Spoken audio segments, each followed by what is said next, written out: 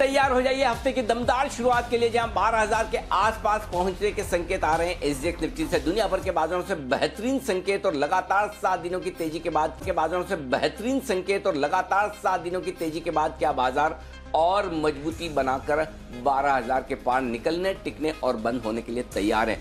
हफ्ता कैसा रहेगा और क्या करें आप, ये है आज का हमारा खास फोकस। स्वागत है आप सबका शेयर बाजार लाइव में। नमस्कार, मैं हूं अनिल सिंघवी। नमस्कार, मैं हूं दीपांशु भंडारी। एक शानदार तेजी भरे हुए हफ्ते के बाद एक और एक्शन पैक्ड दिन, एक और एक्शन पैक्ड हफ्ते के लिए तैयार हैं अनिल जी। तो बताइए आज के बड़े ट्रिगर्स क्या हैं सर? ट्रिगर्स में अगर आप देखेंगे तो वेदांता की डीलिस्टिंग जो फेल हुई है वो सबसे बड़ा ट्रिगर है आज के लिए। उसमें 7.5-8% के आसपास की कमजोरी दिखी है एडीआर में। देखते हैं आज क्या कुछ एक्शन यहां पर देखने को मिलता है, लेकिन उससे पहले अमेरिकी बाजारों की तेजी ये आपके लिए बड़ी काम की होगी। 160 अंक मजबूत अमेरिकी बाजार ऊपर बंद हुए। मजगांव डोक और यूटीआई एमसी दो प्लेयर आज अपनी पारी की शुरुआत करने के लिए तैयार हैं। देखते हैं किस तरह की लिस्टिंग होती है। एक मजबूत 100 लिस्टिंग के आसार है और सीमा पर जो लंबे समय से तनाव था उसको लेकर आज भारत और चीन के बीच कोर कमांडर स्तर की बातचीत फिर से शुरू होती दिख रही है दोपहर 12 बजे। ये तमाम मुद्दे हैं जिन पर बाजार की नजर रहेगी। बिल्कुल अनिल जी, तो काफ़ी सारी बड़ी बातें हैं सर जिन पर चर्चा करनी है। 2 लिस्टिंग है, वहां पर भी फोकस रहेगा और साथ ही वेदांता, उस पर मेरे भी कई सवाल हैं, हमारे सभी दर्शकों के कई सवाल हैं आपके सर, वहां पर भी आपसे चर्चा करेंगे। पर एक बार मार्केट से ही शुरुआत करते हैं क्योंकि 12,000 के दर्शन तो एसजीएक्स निफ्टी ने करा दिए हैं। अब सवाल यही बनता है कि कितनी जल्दी निफ्टी उन लेवल्स पर आएगा एंड मोर इंपॉर्टेंटली 12,000 के बाद अगला लेवल क्या, अगली चाल कैसी रहेगी मार्केट्स की? आपकी क्या राय है इस पर सर? देखिए 12,000 का लेवल मनोवैज्ञानिक स्तर के लिहाज से एक बड़ा लेवल है कि 12,000 के ऊपर आते हैं आप फिर ना थोड़ा और ज्यादा मजबूत और ज्यादा बुलिश फील करते हैं और लाइफ टाइम हाई 12,430 के बेहद करीब पहुंच जाते हैं। तो वो सिग्निफिकेंस है पहली चीज। दूसरी सिग्निफिकेंस डेटा के लिहाज से आमतौर पर बड़े लेवल के आसपास आप वायदा कारोबार में डेटा ज्यादा बनते हुए देखते हैं, इसलिए उसे पार करते तो एक आपके बेस ऊपर की तरफ शिफ्ट होता हुआ दिखता है। अदरवाइज एक नंबर है।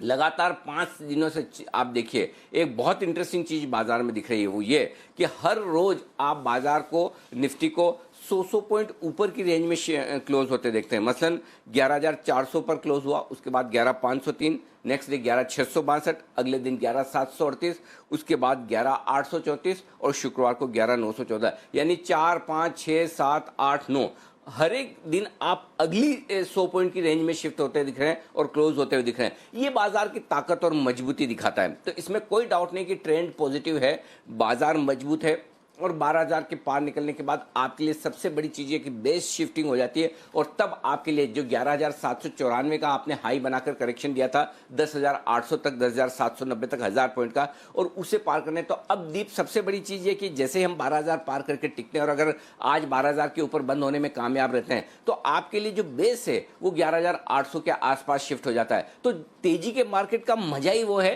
कि जब आपको पता हो कि आपका बेस कहाँ है, किस लेवल के नीचे आपको परेशान होना है या सावधानी रखनी है। और अगर वो लेवल ज्यादा दूर ना हो, मसलन 12,000 के लेवल पर आपको सिर्फ 2%, 2.5% की रिस्क पता हो, तो फिर इससे बढ़िया चाहिए क्या तेजी खेलने के लिए? तो सबसे बढ़िया चीज ये कि 12,000 को पार करने के बाद आपके लिए बेस शिफ्टिंग होती हुई दिखेगी। तब 11,700, 11,800 आपके लिए बेहद बेहद मजबूत सपोर्ट का काम करेगा और जब तक वो नहीं टूटेगा आप 12,430 के हाई की तरफ बढ़ने की कोशिश करेंगे। तो ये सबसे बड़ी सिग्निफिकेंस है। और बाकी तो देखिए बुल रन चल ही रहा है, जबरदस्त चल रहा है हमारे यहाँ भी और दुनिया भर के बाजारों में भी। जी दीप। बिल्कुल अनिल जी, तो बुल रन का लाभ हम सब उठा रहे हैं, मजा आ रहा है काफी इस तेजी में। देखते हैं कि आज कैसा एक्शन रहेगा, पर 12,000 पर आपको एसजीएक्स निफ्टी जरूर दिख रहा है। सर मार्केट एक्शन पर और भी सवाल हैं और ट्रेड सेटअप भी जानेंगे, पर जो बड़ा फोकस रहा है पिछले हफ्ते 10 दिन का, वेदांता, फाइनल डिटेल्स आ गई हैं, डीलिस्टिंग फेल हो गई है सर। तो सबसे बड़ा सवाल यही बनता है कि डीलिस्टिंग फेल क्यों हुई, क्या एग्जैक्ट वजह है, जो वो टेक्निकल रीजन है क्यों फेल हुई है?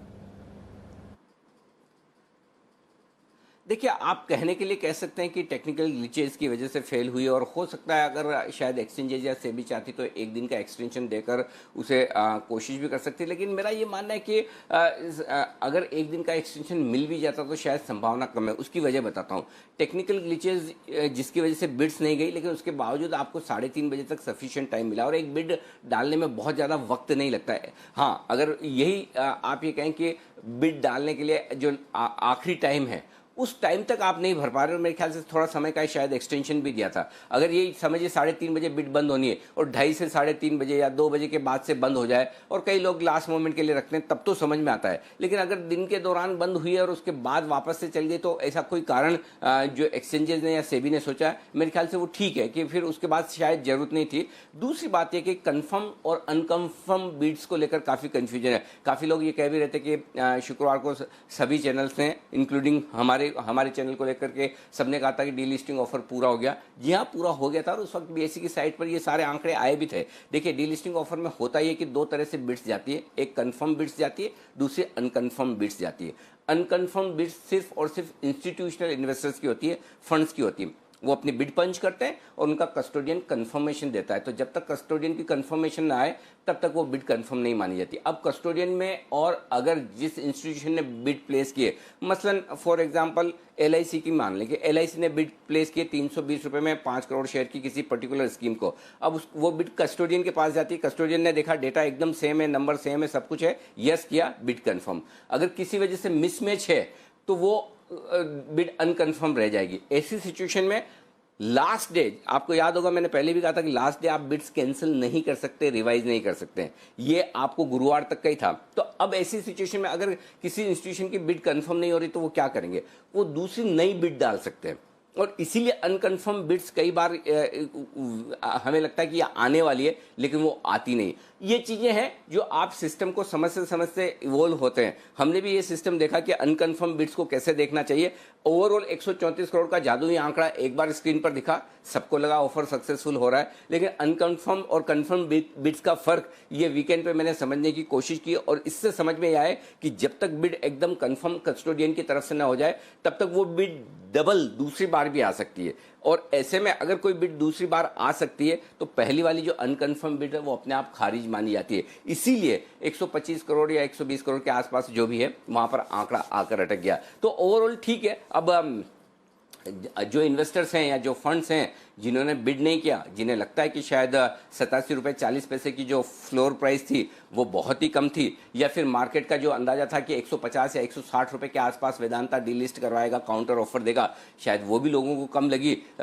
ये देखिए, ये सीधी सीधी बात है कि क्या फेयर प्राइस है वो हर एक का अलग अंदाजा होगा। इन्वेस्टर्स के हिसाब से डेफिनेटली इन्वेस्टर को वो प्राइस चाहिए जो वाकई में बेस्ट मिल सके। और दूसरी बात, हर इन्वेस्टर ये तो चाहता ही है कि उसे लॉस में ना बेचना पड़े, और जो कि गलत नहीं है। और स्पेशली जब आपके लिए डीलिस्टिंग हो रही है और आगे कमाने की संभावनाएं खत्म हो जाए, तो मुझे नहीं लगता कि रिटेल इन्वेस्टर्स ने अगर शेयर टेंडर नहीं किए तो कोई गलत किया। अगर किसी के पास 250 रुपए के शेयर है, 300 रुपए के शेयर है, इवन 150 175 के शेयर है, तो वो लॉस में क्यों देगा और क्यों देना चाहिए, होल्ड करेगा।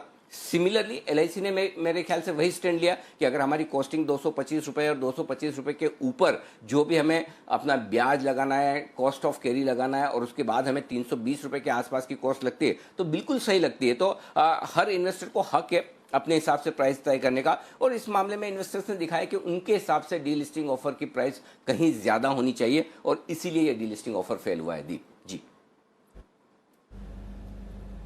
बिल्कुल अनिल जी, तो ये आपने पूरा टेक्निकल प्रोसेस हमें समझा दिया कि डीलिस्टिंग क्यों फेल हुई। आगे के मैं सवाल पूछूं सर, उससे पहले एक बड़ा धन्यवाद आपको कि पूरे जो रिटेल निवेशक हैं उनका आपने इस डीलिस्टिंग प्रोसेस के जरिए हाथ पकड़ा, पूरा प्रोसेस समझाया और सटीक सलाह भी दी गई थी आपकी वजह से। तो मैं रिटेल निवेशकों के व्यू से अगला सवाल पूछूं, उससे पहले एक बार देख लेते हैं कि पूरे हफ्ते वेदांता की डीलिस्टिंग पर आपको अनिल जी ने क्या सलाह दी थी।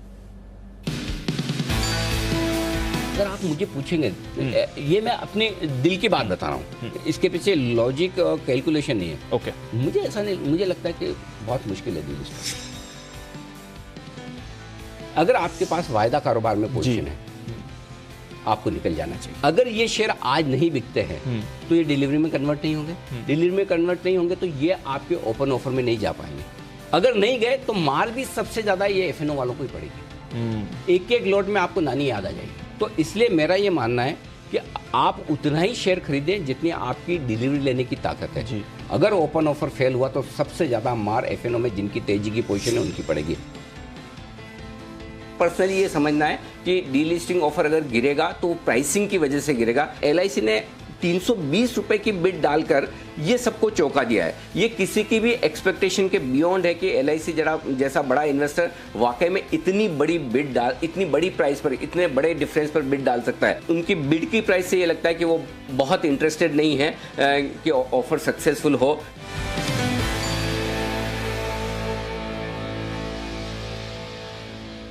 अनिल जी, एक तो आपने एकदम सटीक सलाह दी थी और अब सभी इन्वेस्टर्स का यही सवाल है कि अब मुझे क्या करना चाहिए। वो सवाल मैं पूछूं सर, उससे पहले जो इंपॉर्टेंट सवाल बनता है, अगर डीलिस्टिंग में शेयर्स दिए हैं तो वो वापस कब आएंगे सर?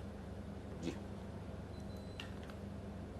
दीप, एक चीज मैं बताना चाहता हूं कि आज जो हमने शो किया, आपने मैंने मिलके जो वेदांता की डीलिस्टिंग पर 1 घंटे का शो किया, उसके बाद हम लगातार ये मुद्दे टच कर रहे हैं। इनफैक्ट मैं ये बताना चाहता हूं कि इस पूरे डीलिस्टिंग ऑफर में मुझे भी बहुत कुछ सीखने को मिला है और बहुत कुछ कॉन्सेप्ट मेरे भी क्लियर हुए। मसलन लोगों को लगता है कि डीलिस्टिंग खत्म होने के बाद सारी चीज़ें खत्म हो गई, लेकिन डीलिस्टिंग खत्म होने के बाद भी कंफर्म और अनकन्फर्म बिड्स में क्या फ़र्क है, ये चीज़ मैंने इस वीकेंड पे सीखी है, समझी कि क्या होता है। क्योंकि देखिए, अल्टीमेटली लाइफ में आप हर रोज़ इवॉल्व होने की कोशिश करते हैं, हर रोज़ सीखने की कोशिश कर रहे हैं। हर चीज़ हमें आती हो ये ज़रूरी नहीं है। तो अगली बार कोई ऐसा डीलिस्टिंग ऑफर आएगा तो हम ज्यादा समझदारी के साथ और ज्यादा अच्छे तरीके से विश्लेषण करेंगे, क्योंकि अब प्रोसेस पूरी तरह से क्लियर हो गई, पूरी तरह से समझ में आ गई कि किस तरह से डीलिस्टिंग की प्रोसेस काम करती है।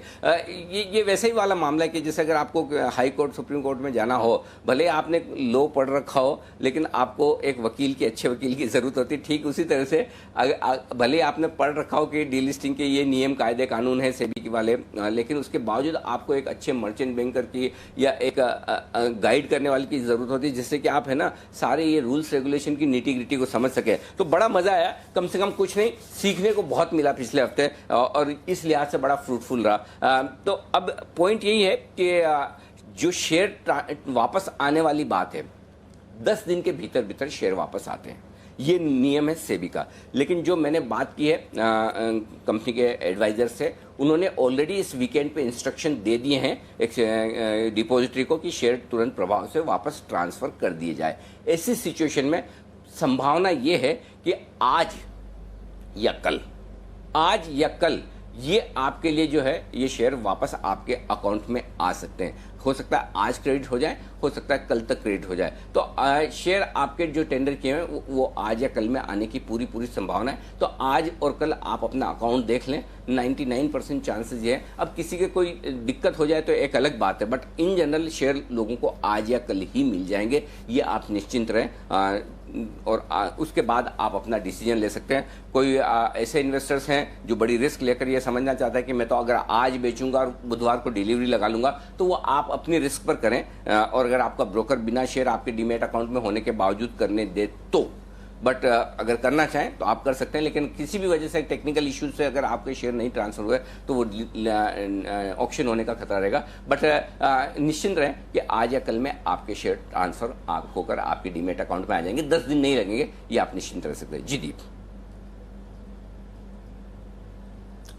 बिल्कुल अनिल जी, और जैसे कि आप बता रहे थे इतनी बड़ी डीलिस्टिंग रही है तो कई सारे लेसन्स इसने सिखाए हैं। एज एन इन्वेस्टर या फिर एज अ मार्केट पार्टिसिपेंट, आपके हिसाब से कौन से वो कुछ बड़े लेसन्स हैं जो हमने इस वेदांता डीलिस्टिंग से सीखे हैं? देखिए, पहली चीज तो दीप ये है कि आपको इन्वेस्टर फ्रेंडली होना ही पड़ेगा और इन्वेस्टर फ्रेंडली दिखना भी पड़ेगा, दोनों ही चीजें। जैसा आपको याद है, पिछले हफ्ते में कह रहा था कि ये 87 रुपये 40 पैसे की फ्लोर प्राइस के सामने अगर वेदांता डीलिस्टिंग ऑफर 125-130 रुपये का दे देता, कि और जाहिर सी बात है कि जब उन्होंने डीलिस्टिंग का मन बनाया होगा तो उन्हें पता तो होगा कि हमें एक्स प्राइस देनी है। वो एक्स प्राइस 140 हो सकती थी, 150 हो सकती थी, 160, वो जो भी वेदांता के टॉप मैनेजमेंट को पता ही होगा कि हमें किस हद तक जाना है डीलिस्टिंग करवाने के लिए। लेकिन फर्ज करें 87 रुपये, 88 रुपये, 90 रुपये अगर स्टॉक बंद हो और आप 125-130 का ऑफर दे डीलिस्टिंग पे, वो फील आप इन्वेस्टर को अलग देते हैं। और उसके बाद इसको थोड़ा और अच्छा करने के लिए 10, 15, 20 रुपये और आप बढ़ा दें तो इन्वेस्टर्स को भी लगता है कि चलिए मैनेजमेंट ने आपको हायर प्राइस पर ऑफर दिया। तो कई बार ये होता है कि लोग आप देखिए शायद इस बार आपने वेदांता के ऑफर में ये नोटिस किया होगा कि लोगों को ऐसा लग रहा है कि डीलिस्ट होकर हमारा शेयर हमसे जबरदस्ती लिया जा रहा है, अब हम जिंदगी में इस कंपनी में कभी कमा नहीं पाएंगे। और स्पेशली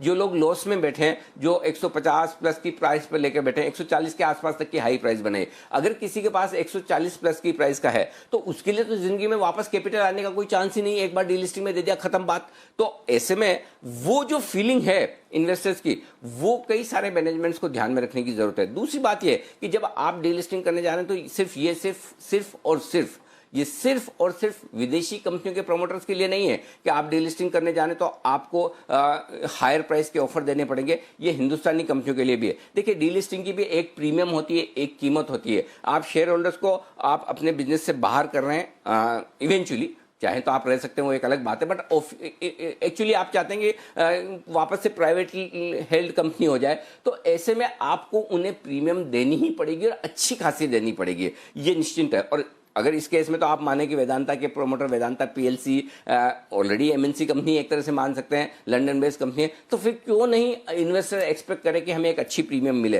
हेक्सावेयर के केस में आप देखिए 264 रुपए वाला 475 में डीलिस्ट हुआ है। कई सारी और कंपनियों के एग्जाम्पल्स हैं जहां पर डीलिस्टिंग ऑफर, मेरे ख्याल से 2018 के बाद खाली एक हेक्सावेयर ऐसा है जो डीलिस्ट होने में कामयाब हुआ। तो एक चीज प्रमोटर्स को, और ये मैं सिर्फ वेदांता की बात नहीं कर रहा हूं, मैं इन जनरल ये बात कर रहा हूं कि जो भी प्रमोटर शेयर्स डीलिस्ट करवाना चाहते हैं उन्हें एक बात समझनी होगी, अगले 3 या 5 साल की कंपनी की ग्रोथ, कंपनी की बैलेंस शीट का बेहतर होना, कंपनी के कैश पे जो उनकी एक्सेस उनकी बनेगी, सिर्फ प्रमोटर की बनेगी, उसके बदले में आपको शेयर होल्डर्स को रिवॉर्ड अभी करना पड़ेगा। अगर आप अगले 5 साल की ग्रोथ, अगले 5 साल के कैश फ्लोज, अगले 5 साल के वैल्यूएशन शेयर होल्डर्स को नहीं देना चाहते हैं तो आप डीलिस्ट नहीं करवा पाएंगे, ये चीज बहुत साफ साफ है। तो अब शेयर होल्डर्स जागरूक हैं, समझदार हैं, जानते हैं कि उनके हाथ में क्या ताकत है और ऐसे में आसानी से डीलिस्टिंग नहीं होगी। और सबसे बढ़िया बात है कि न सिर्फ शेयर होल्डर्स बल्कि कुछ इंस्टीट्यूशंस भी, आमतौर पर सब लोग जो कहते हैं कि एलआईसी का क्या, एलआईसी तो जो भाव में बोलेंगे वो दे देगी, ऐसा नहीं है। इस बार एलआईसी ने जो स्टैंड लिया और जो फेयर प्राइस उनकी समझ से उन्होंने दिए, उसकी वजह से एलआईसी की काफी वाहवाही भी हो रही है, क्योंकि उन्होंने इस बार रिटेल इन्वेस्टर्स का साथ दिया है। तो मेरा पॉइंट सिंपल है, कोई भी प्रमोटर रहे जिन्हें डीलिस्ट करवाना है उन्हें यह मानकर चलना पड़ेगा कि अगले 5 साल के वैल्यूएशंस आपको अभी टेबल पर रखने हैं और तब आपके इन्वेस्टर्स सेटिस्फाई होकर देंगे। और मैं एक और चीज कहना चाहता हूं दीप, यहां पर जो स्टैंड जिस तरह से एलआईसी ने लिया है, इसी तरह का स्टैंड म्यूचुअल फंड्स को भी लेने की जरूरत है। म्यूचुअल फंड्स का रवैया इस मामले में बहुत ही ढीला ढाला और ढुलमुल रहा है। 150 रुपए 155 रुपए पर औने पौने दामों पर अगर म्यूचुअल फंड्स के मैनेजर्स अगर ये शेयर को ऑफर कर रहे हैं तो फिर इसका मतलब उन पर भी सवालिया निशान उठते हैं कि आप किस तरह से फंड चला रहे हैं और किस तरह से आप इन्वेस्टर्स का पैसा मैनेज कर रहे हैं। अगर किसी शेयर में अगर इतनी वैल्यू है, और ये कोई रॉकेट साइंस नहीं है कि 125-150 रुपए आपकी वैल्यू हिंदुस्तान जिंक के शेयर की है, कितना बड़ा कैश है, कितना बड़ा डिविडेंड आ सकता है।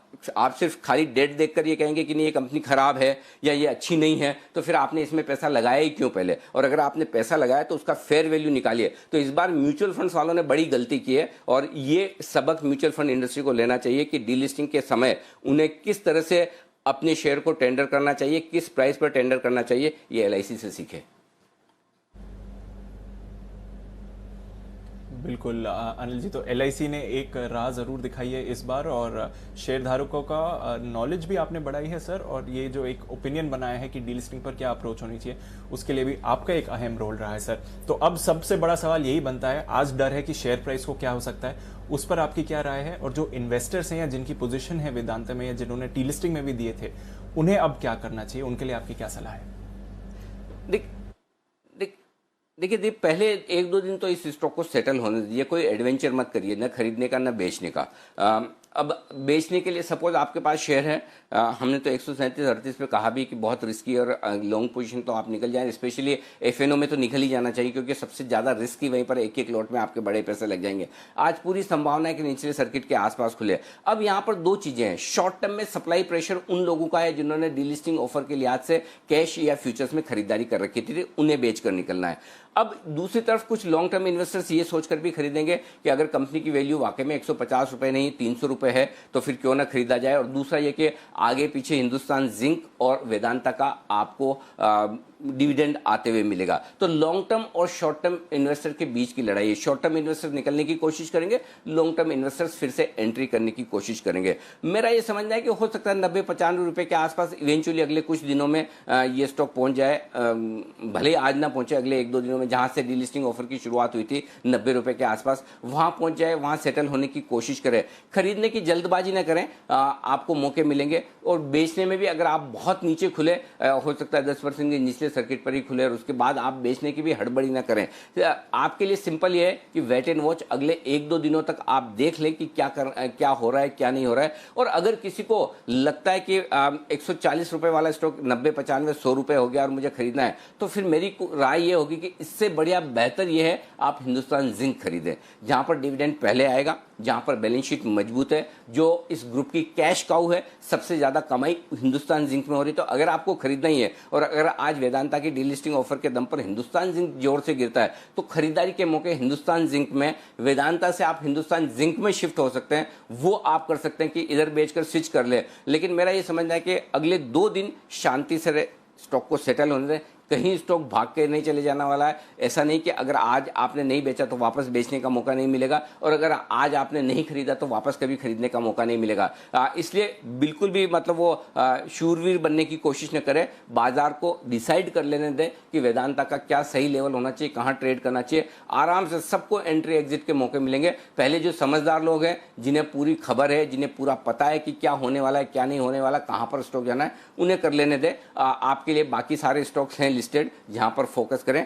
वेदांता को एक बार सेटल होने दें, देखें, हड़बड़ी ना करें। सिंपल। बिल्कुल अनिल जी, हड़बड़ी नहीं करनी है, सेटल होने दीजिए, फिर आप अपना डिसीजन लिए। पर वेदांता का फोकस फ्रंट एंड सेंटर रहेगा, उसकी भी चर्चा करेंगे सर। 2 लिस्टिंग्स होने वाली हैं, उसके बारे में भी आपका व्यू जानना है। उससे पहले आज का सेटअप कैसा लग रहा है सर? ज्यादातर क्यूज न्यूट्रल या पॉजिटिव ही हैं? जी हाँ, ग्लोबल पॉजिटिव है। एफआईज और घरेलू फंड के जो संकेत थोड़े से पॉजिटिव से न्यूट्रल साइड पर आए हैं दीप। वायदा कारोबार की न्यूट्रल है, सेंटीमेंट पॉजिटिव है, ट्रेंड पॉजिटिव है। आज की रेंज दे दूं आपको 11,800 11,850 मजबूत सपोर्ट जो है। वैसे तो जरूरत नहीं, लेकिन इसके नीचे की एक रेंज और आप लिख लीजिए, चूंकि हफ्ते की शुरुआत है इसलिए आपको लोअर लेवल्स भी और दे रहा हूं। 11,725 11,775 मजबूत सपोर्ट, ब्लाइंड बाय जोन जिसे आप कह सकते हैं। 11,975 12,000 इसके आसपास हम खुलने चाहिए, पहली रेंज यही है। इसके पार निकल कर टिके तो 12,050 12,150 तक की तैयारी निफ्टी की होगी। बैंक निफ्टी 23,450 और 23,650 ये आपके लिए बैंक निफ्टी का लेवल है। 23,450 23,650 इसे कर लें। वैसे तो इसके नीचे हम जाएंगे नहीं, ये 22,450 इसे 23,450 करें। वैसे तो इसके नीचे हम जाएंगे नहीं, लेकिन फिर भी 23,075 23,200 का लेवल आपको इसलिए हैंडी रखना है ताकि आपको हफ्ते के लिहाज से ये लेवल्स काम आएंगे। 24,050 24,175 24,050 24,175 ये ऊपरी रेंज है आज के लिए। 24,200 तक मान लीजिए, इसके पार निकल कर टिके तो फिर 24,450 24,600 की रेंज में बैंक निफ्टी की जाने की तैयारी आज कल में ही होती हुई दिखेगी। अब आइए आपके लिए आज की छोटी रेंज 11,900 12,000 दिन की छोटी रेंज, 11,850 12,050 मीडियम रेंज, 11,800 12,150 50 पॉइंट की रेंज। सिंपल, कोई खास बदलाव नहीं। बैंक निफ्टी 23,800 24,050 ये दिन की छोटी रेंज, 23,600 24,175 ये दिन की मीडियम रेंज। ज़्यादा संभावना इसी से काम चला लें कि इसके पार निकलने के बाद 23,450 24,450 ये 1000 पॉइंट की रेंज है आपके लिए काम की, जिस पर आपको फोकस करना है। जी दीप। बिल्कुल, तो ये तो आपके लिए रेंज निकल कर आ रही है आज के ट्रेड के लिए, और बड़ी छोटी रेंज।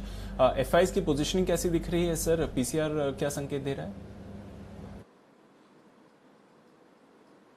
देखिए, एफआईज की तरफ से 68% से बढ़कर एफआईज के नेट लॉन्ग 72% हो गए। वैसे ये आपके लिए अच्छी फीलिंग वाली है, लेकिन दीप 2-3 पॉइंटर्स ऐसे हैं जो मैं आज आपको कुछ अलग बताना चाहता हूं बाजार के इस बुलिश माहौल में, जहां पर आपको हल्की सावधानी के संकेत भी मिलेंगे। और वो ये देखिए, पहली चीज तो कि एफआईज की नेट लॉन्ग 72% के आसपास हो गए। आमतौर पर 75-76% के ऊपर वो जाते नहीं है। तो क्या एफआईज और 12,000 के ऊपर अब हायर लेवल पर एग्रेसिवली खरीदेंगे, वो देखने वाली बात है। दूसरा, 12,000 का लेवल मनोवैज्ञानिक तौर पर एक अहम लेवल है वायदा कारोबार के लिहाज से भी। तो ये दूसरा रीजन है जहां पर आपको ऊपरी स्तरों पर थोड़ा सावधान रहना है। तीसरा जो रीजन है सावधान रहने का, वो एफआईज की खरीदारी में हल्की कमी आई है शुक्रवार के सेशन में। अब एक दिन से फर्क नहीं पड़ता, लेकिन फिर भी डेटा आपके सामने, तो वो थोड़ा सा ध्यान में रखना है। पुट कॉल रेशियो 1.60 के आसपास है, अलार्मिंग नहीं है, लेकिन 1.75 1.80 पर जाएगा और आप 12,000 के ऊपर है तो ओवरबॉट जरूर होगा, तो वहां पर ऊपरी स्तरों पर सावधान रहना है। और हर 5 दिनों से हर रोज आप 100 पॉइंट ऊपर बंद हो रहे हैं, ऐसा हमेशा हो नहीं सकता। ठीक वैसे ही जैसे हमेशा मार्केट गिर नहीं सकते हैं, तो थोड़ा सा आपको हायर लेवल पर आज सावधान रहना है। तो अब पूरी बुलिश माहौल में ऊपरी स्तरों पर आपको प्रॉफिट बुक करके वापस से इंतजार करना है निचले लेवल पर एंटर करने का। तो ये एक चीज बिल्कुल गांठ मान लीजिए और ध्यान से रखिए।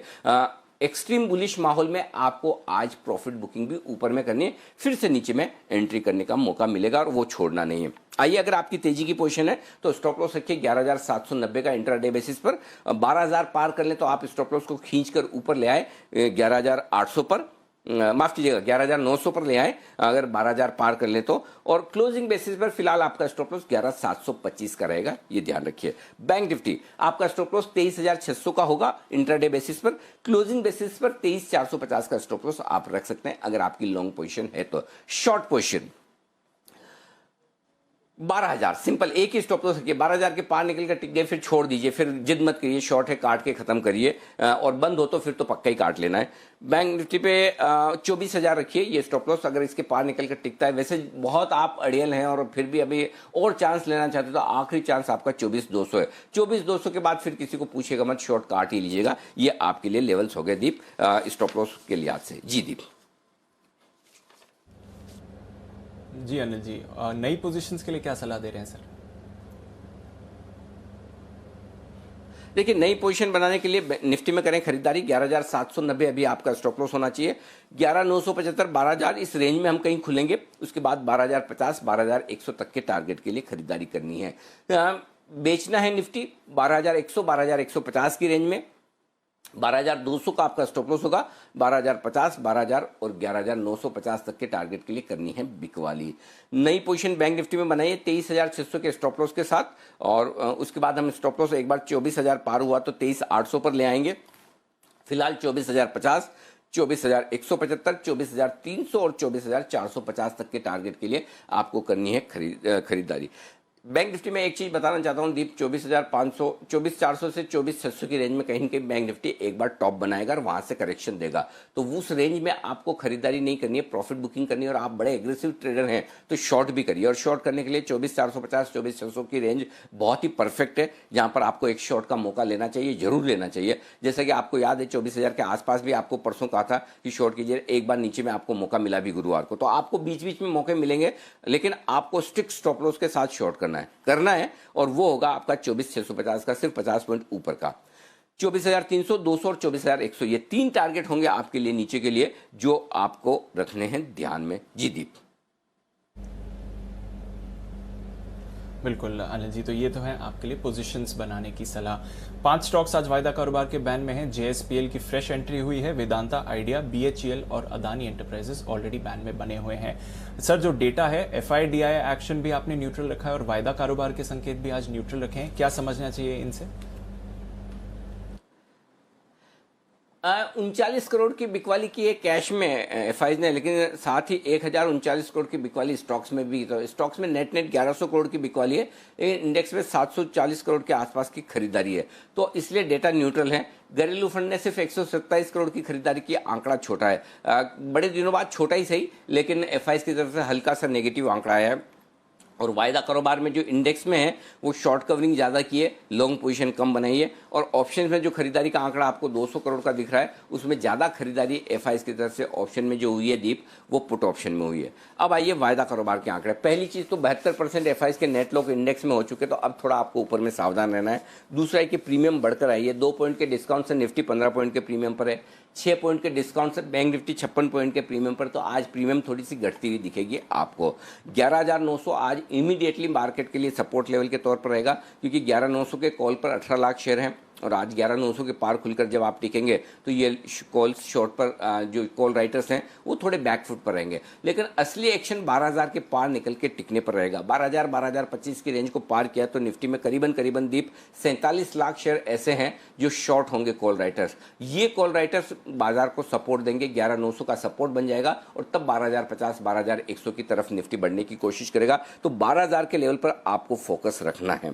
बैंक निफ्टी 23,500 मजबूत सपोर्ट है, जहां से हम काफी ऊपर बंद हुए। 24,000 एक हल्की सी रुकावट है, 6 लाख शेयर कॉल्स में वहां पर है, उसको पार किया। बैंक निफ्टी में डेटा कम है, शॉर्ट्स भी कम है। निफ्टी में शॉर्ट्स ज्यादा है, बैंक निफ्टी में शॉर्ट्स कम है, ये ध्यान में रखें। जी दीप। बिल्कुल आनंद जी, तो ये आपके लिए आज का पूरा ट्रेड सेटअप है। सर 2 लिस्टिंग्स हैं जहां पर काफी एक्साइटमेंट है, स्पेशली मजगांव डॉक को लेकर। इससे ही शुरुआत करते हैं, यहां पर क्या राय है, क्या करना चाहिए? दीप, दमदार लिस्टिंग होगी और हमने लिस्टिंग और लॉन्ग टर्म दोनों के लिहाज से यहाँ पर पैसा लगाने की राय आपको दी थी, करेक्ट। तो मेरा ये समझना है कि 250 लिस्टिंग होनी चाहिए। जो लोग लॉन्ग टर्म इन्वेस्टर्स हैं वो आराम से होल्ड करें शेयर को, बढ़िया शेयर है, कोई दिक्कत नहीं। फिर भी आप अपना प्रॉफिट प्रोटेक्ट करना चाहते हैं तो जहां लिस्ट हो वहां से 25 रुपये नीचे का स्टॉप लॉस डाल दें। शॉर्ट टर्म इन्वेस्टर जो सिर्फ लिस्टिंग पर मुनाफा कमाने के लिए आज से पैसा लगाना चाहते हैं वो यहाँ पर 225 रुपये का स्टॉप लॉस लगाकर होल्ड करें। और अगर स्टॉक बढ़ता जाए, समझिए 275 हो गया तो 250 पे स्टॉप लॉस ले आए, 300 हो गया तो यहाँ पर आप 275 पर ले आए। मेरे हिसाब से फेयर वैल्यूएशन इसका 300 रुपये का होता है इन्वेस्टर्स के लिहाज से, जो आपको आगे आने वाले समय में मिलेगा। तो ओवरऑल वैल्यूएशन के लिहाज से बढ़िया है।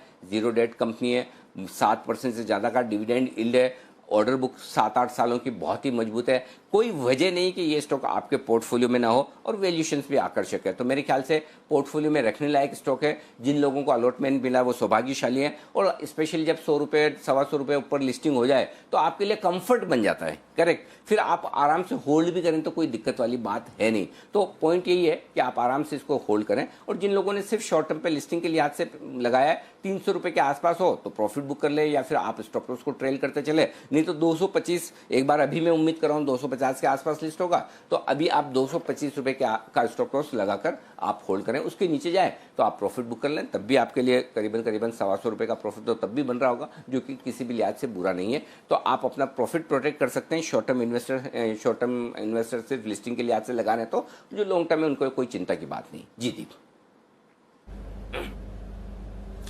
ओके, तो दमदार लिस्टिंग गेन्स के लिए तैयार हो जाइए। जहां तक का सवाल है माझगांव डॉक का, यूटीआई एएमसी सर, यहां पर आपकी क्या सलाह है? वही सलाह है दीप, आपको याद होगा सारे ब्रोकर सबकी रिपोर्ट्स, एक रिपोर्ट ऐसी नहीं आई थी यूटीआई पे जो कि ये कहे कि सब्सक्राइब मत कीजिए। ये कमाल है, दमखमा है म्यूचुअल फंड्स का। क्योंकि अल्टीमेटली क्या होता है, ब्रोकर्स को हर रोज बिजनेस देते हैं और ब्रोकर्स की हिम्मत ही नहीं है कि उनके खिलाफ ये रिपोर्ट लिखे कि आपका आईपीओ महंगा है या आपकी कंपनी में वो ग्रोथ नहीं है जो इन्वेस्टर्स चाहते हैं। तो उन्हें तो मजबूरी में लिखना ही पड़ेगा। और आप देखिए, कम से कम 15-20 रिपोर्ट सब्सक्राइब होने के बावजूद हमने ये बहुत बोल्ड सलाह दी थी कि भाई आप पैसा मत लगाइए, लिस्टिंग पर आपको मुनाफा नहीं मिलेगा। और ये मेरा अब भी मानना है। तो 5% ऊपर नीचे लिस्टिंग हो जाए तो अलग बात है, और जिन्होंने लगाया उन्होंने खुद अपने दिमाग से लगाया, अपना खुद फैसला ले। अब हमारी राय साफ थी कि अगर फिर ये एंजल ब्रोकिंग की तरह ही आईपीओ प्राइस के नीचे लिस्ट हो तो मुझे सरप्राइज नहीं होगा। मेरे पास एचडीएफसी एएमसी है ना लिस्टेड, मैं वहाँ इन्वेस्टमेंट करूँगा, वहाँ खरीदारी करूँगा। मैं निप्पॉन खरीदूंगा, मैं यूटीआई एएमसी नहीं खरीदूंगा। दो भले ही वैल्यूशन सस्ते हों, लेकिन ग्रोथ का है, मार्केट ग्रोथ को वैल्यूशन देता है। पीई मल्टीपल ग्रोथ पर मिलते हैं। एकदम स्टेगनेंट जो कंपनियां होती ना, और स्पेशली जहाँ ग्रोथ धीमे धीमे पड़ती हुई दिख रही हो, वहाँ पर मार्केट का इंटरेस्ट आता नहीं है। तो ठीक है, एक यूटीआई एएमसी को अपने एग्जिस्टिंग इन्वेस्टर्स को भी रास्ता देना था निकलने का, लंबे समय से प्लानिंग थी, लिस्ट हो गई। मैं ये नहीं कह रहा कि फंड बुरा है किसी लिहाज से, वैसा नहीं है, लेकिन इन्वेस्टर्स को पैसा नहीं बनेगा, ये हमारा बहुत क्लियर कट था मानना। और मुझे नहीं लगता कि लिस्टिंग इशू प्राइस से ऊपर होनी चाहिए, और फिर भी हो तो आपका अपना डिसीजन है, आप अपने हिसाब से देख लें, निकल जाएं। हमारी राय तो अवॉइड की थी, क्लियर कट। जी ओके, तो ये 2 लिस्टिंग्स के लिए तैयार हैं। हमने आपको कहा भी था यूटीआई एएमसी से आप दूर रह सकते हैं। देखते हैं लिस्टिंग के बाद क्या बिहेवियर रहेगा। बट मजगांव डॉक यहाँ पर शानदार लिस्टिंग होने वाली है, उसके लिए हम सब तैयार हैं। कुछ ही देर में वरिंदर बंसल भी हमारे साथ जुड़ने वाले हैं, रिजल्ट एक्सरे। वापस आ चुका है, तो उनसे भी जानेंगे कुछ जो रिजल्ट आ चुके हैं उन पर उनकी क्या सलाह है। पर उससे पहले हमारी रिसर्च टीम हमारे साथ तैयार है। चलिए जुड़ते हैं कुशल, पूजा और साथ ही आशीष के साथ। कुशल, गुड मॉर्निंग, बताइए आज के ट्रिगर्स और खबरों वाले स्टॉक्स कौन से हैं? Good morning Deepanshu. अब देखिए आज के ट्रिगर्स में नतीजों में जीएनए एक्सेल्स और शैल्बी के नंबर्स आते हुए दिखेंगे। इसके अलावा अगर आप फेडरल बैंकर पर ध्यान दें तो उनका ओएफएस आज से खुलने वाला है, जिसमें नॉन रिटेल निवेशकों के लिए आज से वो सब्सक्राइब कर सकते हैं और साथ ही जो रिटेल निवेशक है उनके लिए ये ओएफएस कल से खुलता हुआ नजर आएगा। इनकी जो प्राइस तय की गई है 342 रुपए प्रति शेयर की, वो मौजूदा भाव से 21% डिस्काउंट पर है। और साथ ही अगर आप कुल ओएफएस का साइज देखेंगे तो 415 करोड़ रुपए के करीब का है, जिसमें प्रमोटर जो है ऑलमोस्ट 21.8% अपनी हिस्सेदारी बेचेंगे। साथ ही दीपक फर्टिलाइजर्स, इनका राइट्स इश्यू जो है आज बंद होने वाला है। प्राइस 133 पर शेयर पर तय किया गया है और 180 करोड़ का ये कुल राइट्स इश्यू है। साथ ही सॉवरिन गोल्ड बॉन्ड स्कीम जो है वो आज से लेकर 16 अक्टूबर तक खुली रहेगी। इसके अलावा कुछ एक स्टॉक्स से जुड़ी हुई खबरें हैं मेरे पास, जिसमें इंडिया बुल्स हाउसिंग फाइनेंस, इनके लिए पॉजिटिव खबर है, जिसमें ओक नॉर्थ ने अपनी जो इनफैक्ट इनकी जो ओक नॉर्थ में आंशिक हिस्सेदारी थी रीवा कैपिटल को इन्होंने बेच दी है 441 करोड़ रुपए में। साथ ही शिल्पा मेडिकेयर, इनके लिए नेगेटिव खबर आती हुई दिखी है, क्योंकि यूएस एफडीए से तेलंगाना प्लांट के लिए इनको जो है वार्निंग लेटर मिलता हुआ नजर आया है। फॉर्मुलेशन फैसिलिटी के लिए ये वार्निंग लेटर जारी किया गया है, पर कंपनी का ये मानना है कि यहां पर इनकी सप्लाई और साथ ही इनके रेवेन्यू पर इस चीज का कोई मटेरियल इंपैक्ट नहीं होगा। साथ ही ग्लेनमार्क फार्मा, कोविड-19 के इलाज में कंपनी ने एक एंटीवायरल कॉम्बिनेशन जो है एक्सपेरिमेंट किया था, पर उन्होंने ये सफाई जारी की है जो इनकी एग्जिस्टिंग ड्रग है फेविपिराविर, उसमें ये यूमिफिनोविर जो है ऐड करने से कोई भी खास इंप्रूवमेंट या डेवलपमेंट नहीं देखी गई है। और अंत में राइट्स, इनके लिए पॉजिटिव खबर है, इनको करीब 103 करोड़ रुपए का प्रोजेक्ट कंसल्टेंसी जो प्रोजेक्ट्स जो है कंसल्टेंसी से जुड़े हुए मिलते हुए नजर आए। तो राइट्स पर आप फोकस बनाकर रखें।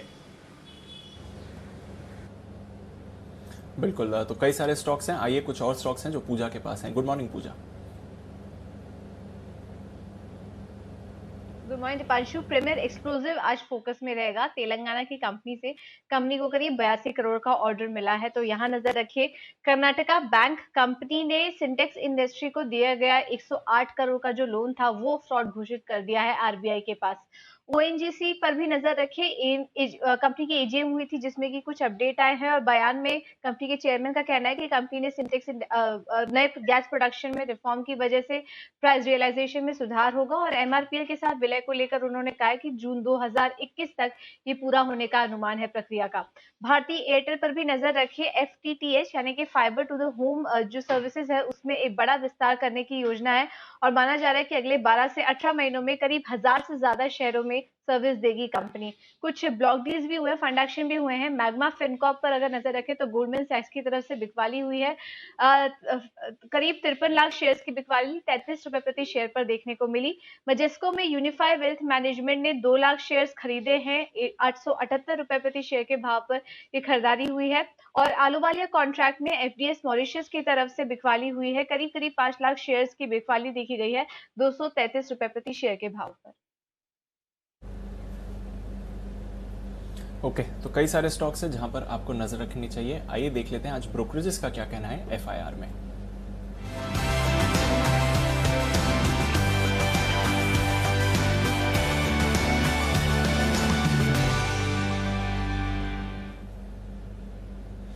गुड मॉर्निंग आशीष, बताइए कौन कौन सी रिपोर्ट्स हैं आपके पास? Good morning Deepanshu. सबसे पहले वेदांता यहाँ पर डीलिस्टिंग की प्रक्रिया फेल हो गई है, उसके बाद जो ब्रोकरेज हाउस की रिपोर्ट्स आई हैं वो बताता हूँ। सीएलएसए ने तो आउट परफॉर्म की रेटिंग को बरकरार रखा है, लेकिन लक्ष्य जो है 133 से घटाकर 118 कर दिया है। ये कह रहे हैं कि छोटी अवधि में अगर आप देखें तो स्टॉक पर दबाव देखने को मिल सकता है और आगे जाकर डेट रिडक्शन और कैपिटल एलोकेशन पर जो प्रमोटर्स है वो क्या रणनीति बनाते हैं इस पर फोकस रखना होगा। सिटी भी खरीदारी की राय दे रहे हैं। लक्ष्य 150 से घटाकर 130 कर दिया, 121 के आसपास की शुक्रवार की क्लोजिंग है। इनका मानना यह है कि छोटी अवधि में अगर आप देखें तो स्टॉक में जरूर गिरावट देखने को मिलेगी, लेकिन लंबी अवधि में हिंदुस्तान जिंक की वैल्यू से एक फायदा देखने को मिलेगा। आईटीसी पर लंबे समय के बाद ब्रोकरेज हाउस की पॉजिटिव रिपोर्ट आई है। सीएलएसए ने रेटिंग को अपग्रेड कर दिया, आउट परफॉर्म की रेटिंग को बदलकर खरीदारी की राय दे रहे हैं। लक्ष्य 220 रुपए पर इन्होंने बरकरार रखा है। 168 जो है शुक्रवार की क्लोजिंग है। ये मान रहे कि एफएमसीजी कारोबार में बढ़िया ग्रोथ देखने को मिलेगी। एबिटा में सालाना 30% का बढ़त का अनुमान लगा रहे हैं, जिसके चलते स्टॉक पर पॉजिटिव है। India mart bank of America की रिपोर्ट है। यहाँ पर कवरेज की शुरुआत की गई है न्यूट्रल की रेटिंग के साथ। लक्ष्य दिया है 5420 रुपए का। 4,995 जो है शुक्रवार की क्लोजिंग है। ये कह रहे हैं कि लॉकडाउन के चलते डिजिटलाइजेशन में एक बढ़िया बढ़त देखने को मिली, जिसके कंपनी को के कारोबार में एक फायदा देखने को मिलेगा।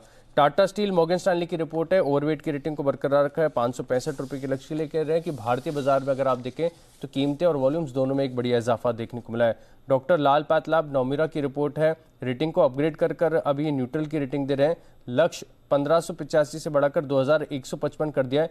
2051 जो है शुक्रवार की क्लोजिंग है। ये कह रहे अन्य के मुकाबले अगर आप देखें तो वैल्यूएशन प्रीमियम है, लेकिन कोरोना वायरस के टेस्ट के चलते आय में हल्की सी बढ़त देखने को मिल सकती है।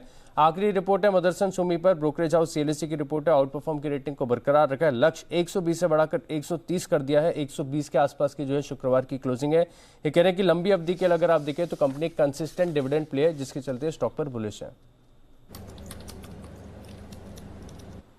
ओके, तो ये है वो तमाम रिपोर्ट्स जिन पर आपको करना है आज फोकस। आइए आज से हम कर रहे हैं शुरुआत फिर से रिजल्ट सीजन की वरिंदर के साथ। तो हर रोज सुबह 8:30 बजे आपको मिलेगा रिजल्ट पर भरपूर विश्लेषण। तो आइए करते हैं स्वागत वरिंदर बंसल का।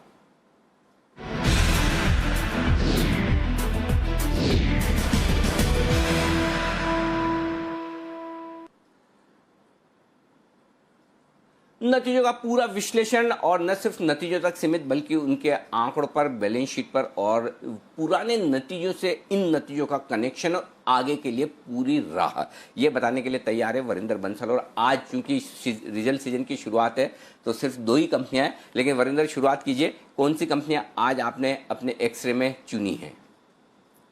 Good morning sir. तो पहला स्टॉक ऑफ कोर्स जो सब बात कर रहे हैं वो है BEPL, Bhansali engineers polymers limited. तो अगर आप नंबर देखेंगे सर तो नंबर्स बहुत अच्छे दिख रहे हैं। Of course 15% margin compare to 7% margin, 11 quarter high है। मार्जिन जो आए हैं 20 करोड़ का प्रॉफिट 35 करोड़ हो गया है।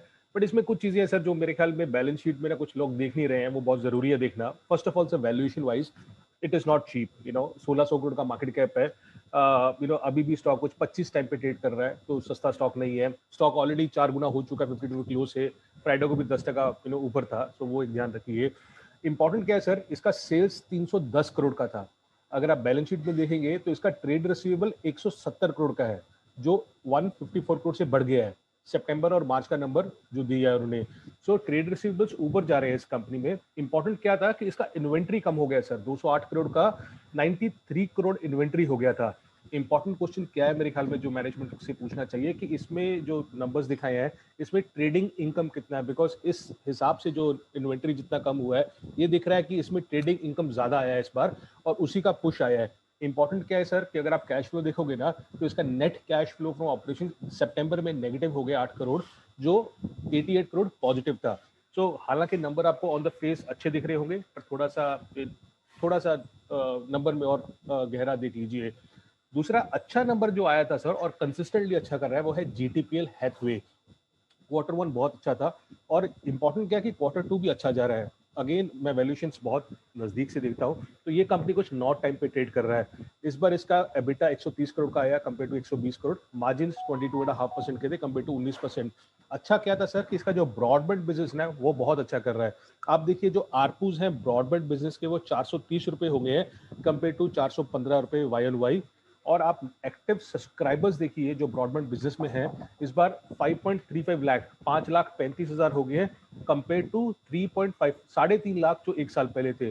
सो बहुत बड़ा जंप इसको जो आ रहा है वो ब्रॉडबैंड बिजनेस में आ रहा है। तो मेरे लिए GTPL फिर भी एक अच्छा नंबर है। Valuations are decent, but BEPL में जैसे मैंने बोला कैश फ्लो थोड़ा सा देख लीजिए, वो ज्यादा इंपॉर्टेंट है देखने के लिए, rather than only looking at the P&L account. ठीक बात है। तो ये 2 रिजल्ट्स हैं जिन पर आपको फोकस करना है आज के लिए, GTPL हैथवे यहाँ पर और बंसाली इंजीनियरिंग दूसरा स्टॉक। तो बंसाली इंजीनियरिंग की बैलेंस शीट भी आपको लंबे रिजल्ट्स के लिए आज से मजबूत नजर नहीं आ रही? सर बहुत वॉलेटाइल नंबर्स होते हैं बंसाली के सर, बाकी आप देखेंगे अगर लास्ट 15-20 क्वार्टर्स देखेंगे तो कभी 2% मार्जिन, कभी 1% मार्जिन, कभी नेगेटिव मार्जिन। सर इसमें मैं वही बोल रहा हूँ कि कैश फ्लो नेगेटिव हो गया है इस क्वार्टर में। तो सारे के सारे मैं दूसरे चैनल्स देख रहा हूँ कि वो बात कर रहे हैं कि इतना मार्जिन बढ़ गया है, इतने नंबर अच्छे आ गए हैं, बट आप प्लीज कैश फ्लो देखिए ना। कैश फ्लो नेगेटिव क्यों हो गया इस बार सितंबर में? That is very important question to ask. इसमें सारा गेम इन्वेंट्री का हुआ है मेरे हिसाब से. तो that is why I am saying कि अगर कहीं मैनेजमेंट आपके चैनल पे आता है तो उनसे पूछे कि इसमें ट्रेडिंग इनकम कितना है, बिकॉज ये रिजल्ट एक क्वार्टर तक सीमित नहीं होना चाहिए. मोर इंपॉर्टेंटली अपने को देखना है कि ये सस्टेनेबल अर्निंग्स हैं कि नहीं आगे जाके. That is a bigger thing. तभी मेरे ख्याल में लोगों का ज्यादा पैसा बनेगा आगे जाके. ठीक बात है। तो ये दो रिजल्ट हैं जिन पर आपको करना है फोकस, और हर रोज इसी तरह के और बेहतरीन रिजल्ट वरिंदर हमें देंगे। आज से हो चुकी है शुरुआत। शुक्रिया वरिंदर आपका ये रिजल्ट एक्सरे बताने के लिए। आइए अब करते हैं एक्सपर्ट्स के साथ शुरुआत, और हमारे सारे एक्सपर्ट्स हमारे साथ हैं। पिक ऑफ द डे का बिगुल।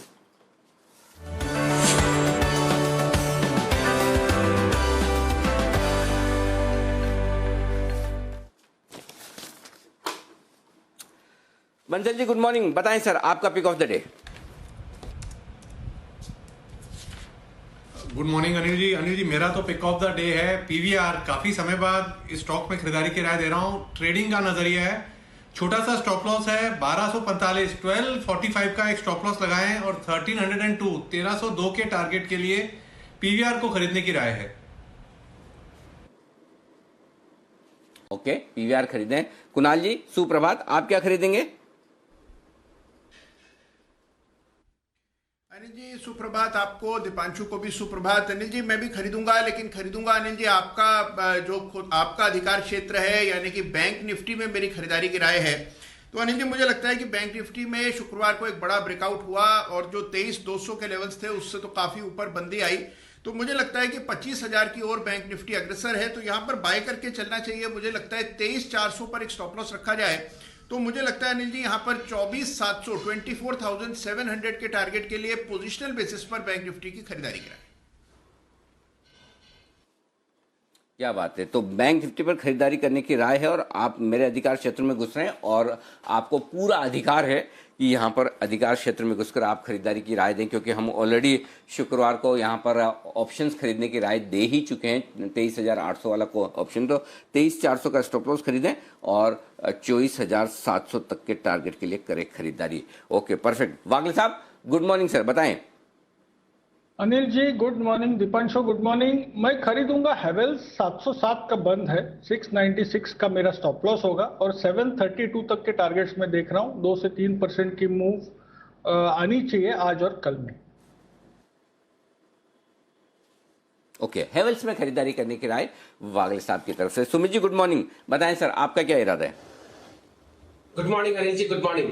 अनिल जी एलएनटी में बहुत दिनों के बाद ऐसा लग रहा है कि अब यहाँ से एक तेजी का मूव दिखाने को तैयार है। तो एलएनटी स्टॉक के अंदर फ्राइडे को लोअर लेवल से एक अच्छा रिकवरी, अच्छा बाउंस हमको देखने को मिला है।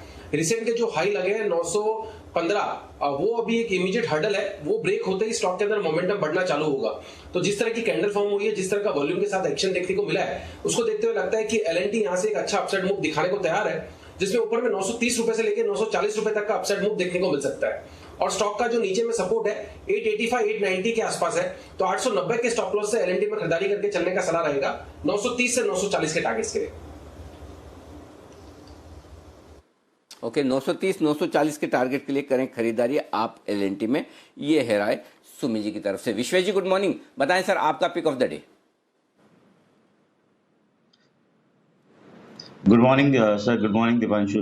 देखिए फ्राइडे की हम कंसेंसस बिलीव में थे, आप में और नितिन जी के बैंक निफ्टी अच्छा लग रहा है, और जिस हिसाब से बैंक निफ्टी में ब्रेकआउट है, मुझे लग रहा है कि बैंकिंग स्टॉक आज जो फ्रंट से लीड करेगा वो होगा आईसीआईसीआई बैंक। आईसीआईसीआई बैंक का डेटा बहुत इंटरेस्टिंग है, अभी भी पुट कॉल रेशियो 1 के नीचे है, और फ्राइडे के सेशन में अनिल जी 400 के ऊपर स्पॉट की क्लोज आई है, पर 400 के कॉल में अभी भी सिग्निफिकेंटली हाईएस्ट हुआ है, जबकि फ्राइडे के सेशन में 1 लाख से अनवाइंड हुआ था। तो मुझे लग रहा है आईसीआईसीआई बैंक में बहुत अच्छा मूवमेंट हो सकता है आज के दिन में। तो आईसीआईसीआई बैंक फ्राइडे के सेशन में 403 के आसपास क्लोज हुआ था फ्यूचर में। मेरे हिसाब से यहाँ पे 398 397 के स्टॉप लॉस से खरीदना चाहिए। 410 415 ये दो टारगेट होने चाहिए आईसीआईसीआई बैंक पे। तो बैंकिंग लीड करेगा, ICICI bank would be the stock to watch out for. Okay, तो ये है आईसीआईसीआई बैंक में खरीदारी करने की राय विश्वेश जी की तरफ से आती हुई। तो बैंक्स पे बुलिश हैं विश्वेश जी, यहां पर तेजी करने की राय। ओके, आइए जैन साहब भी हमारे साथ हैं, जैन साहब से लेते हैं उनकी pick of the day. Jain साहब गुड मॉर्निंग, बताएं sir. Yes, very good morning Anil ji. और देखते हैं आज अच्छा कुछ 12,000 के पार हो जाए। और मुझे लगता है देखिए मिड कैप स्मॉल कैप वैसे थोड़े से कम पार्टिसिपेट किए, अगर आप देखें तो ओवरऑल वो वाला माहौल नहीं बना है।